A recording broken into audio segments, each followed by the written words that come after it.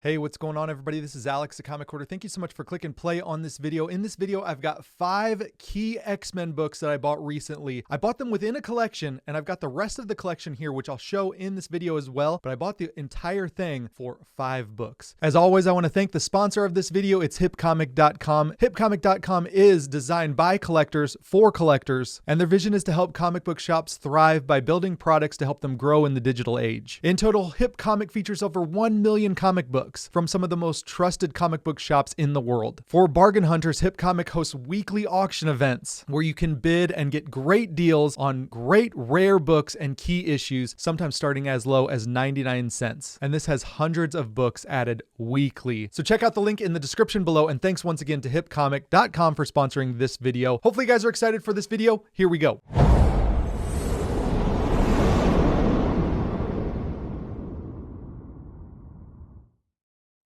All right, guys, I'm excited for this video. Actually, what I decided to do is I'm going to show the 5 key issues out of this collection that I bought, and then we will show like a bonus video maybe this weekend of the rest of the books that I got. So we'll split this up in 2 videos so that I can show you guys just the meat right now, just the really, really good stuff. And I've actually graded and priced out all the rest of the books. So it's not to say that those books are not great. They're awesome, but these 5 books are the reasons why I bought the collection. There was a Facebook marketplace in my area. He was selling an entire collection that he inherited from his father, but he was also interested in comics, and he kind of knew a little bit about comics.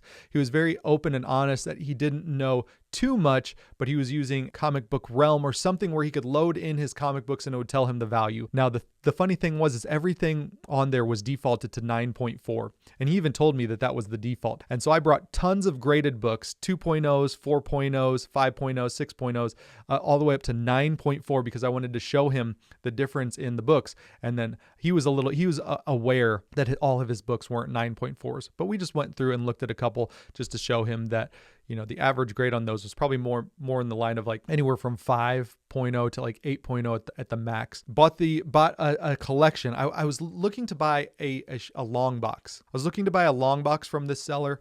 And when we got to the final deal, I was a little hesitant. He was a little hesitant to sell some of the books. One of the books was a Giant Size X-Men #1, and he kind of wanted to keep that book. So I told him, I said, no big deal. Let's just make a deal for a smaller chunk of this long box, this X-Men box, and you keep the giant size as long as you want to. If you ever want to sell it, let me know. And we came up with a price. We kind of negotiated a price on that, a grade associated with that price. That may be coming in a future video. I don't know. Or he could keep it forever. So we made a deal for a smaller chunk. So I actually spent $1,000. I first offered him $700 for this 27 book lot. Didn't work out. So then I offered him $900, stepped up $200 more. It didn't work out.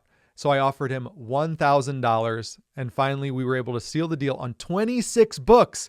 It came out to about $23 per book, and it was just a nice X-Men lot. And before I get anyone in the comments like saying, you ripped that guy off, he didn't know what he had. He knew exactly what he had. And we actually pulled out these 5 books. And I said, this one's probably about $100, probably $200 right here, probably $300 right here. This one's like $150, another $150. So we're looking about $600 in value right here, and the rest is on top of that. So that's why I offered originally $700. We always get the one commenter, like there'll be 100 awesome, productive, great conversations, and then the one guy who's like, you ripped that guy off. I'm unsubscribing. I would never follow you and never watch you again because how you took advantage of that. Let's just level set right here. He knew exactly what he had. I stepped up to $1,000 where most people would not pay like retail for these books, but I did because I want to continue to make more deals with this guy. I'm fine paying retail. And afterwards, I actually talked to the Comicholics about spending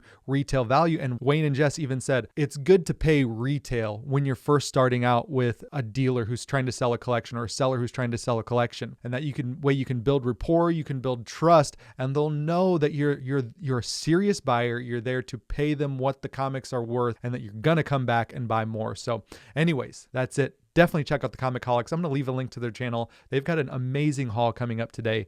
They're one of my favorite channels to watch. So if you're not already subscribed, head over there right now and let them know that I sent you. All right, so the first book up is an awesome book. I've never owned this book before, actually. X-Men 100. I was missing just a few books in like the Bronze Age X-Men, and this was one of them. So X-Men 100, it's the classic battle of the original X-Men on this side. Original X-Men versus the brand new team. This book is incredible. It's the first use of the phrase fastball special when Colossus launches Wolverine at an enemy. Awesome. Great. I just love it for the classic battle.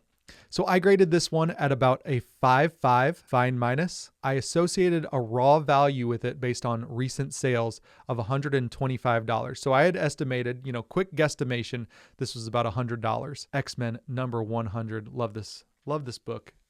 And I'm very, very happy to own this for the first time. All right, so next one up is a book that I've loved this book for a long, long time, and I just think this team is incredible, but it's actually just one person from the team. This is X-Men number 109. Love this cover. This is the first appearance of Weapon Alpha, who later becomes Vindicator. This is just incredible. Alpha Flight, team member, team leader. Great book. I graded this one at about a 7.5, and the value on a 7.5 very fine minus is about $130. So really great solid copy of this book. First appearance of Weapon Alpha, Vindicator. Love how Wolverine's just getting smoked by his Canadian brethren. All right, so speaking of Alpha Flight, this is the first full appearance of Alpha Flight. So the first full team appearance of the Alpha Flight in X-Men number 121.